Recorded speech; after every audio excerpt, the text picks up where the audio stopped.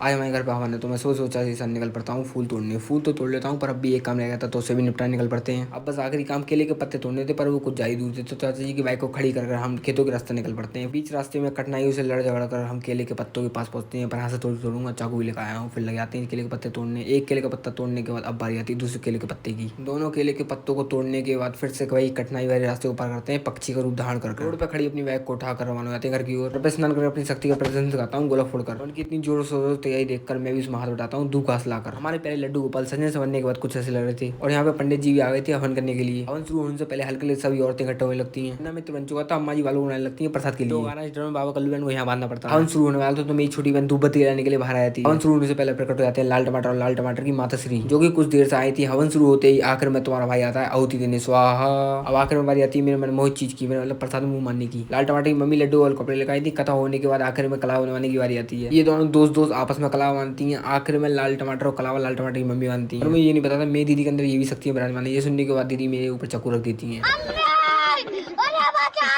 बारी आती है खाना खाने की पर हमसे पहले बाबा कल्लू बैठ जाते हैं। आखिर में मेरी बारी आती है। खाना खाने के बाद ये वाला आसन सभी करना चाहिए जो कि हमें जी कर रहा है। लड्डू गोपाल का नाम कराएं तो हम सब लोगों ने अलग अलग पर्चियों पर लड्डू गोपाल का नाम लिखकर सबके नाम की अलग अलग पर्ची बनाकर एक डिब्बे में डाल दी थी। टमाटर की पर्ची उठाई थी। उस पर्ची पर जो भी नाम है वही लड्डू गोपाल का नाम रख दिया जाएगा। टमाटर के हाथ में जो पर्ची थी वो मेरे पापा जी के नाम की थी जिन्होंने लड्डू गोपाल का नाम सोच कर रखा था पर्ची में बाल गोपाल।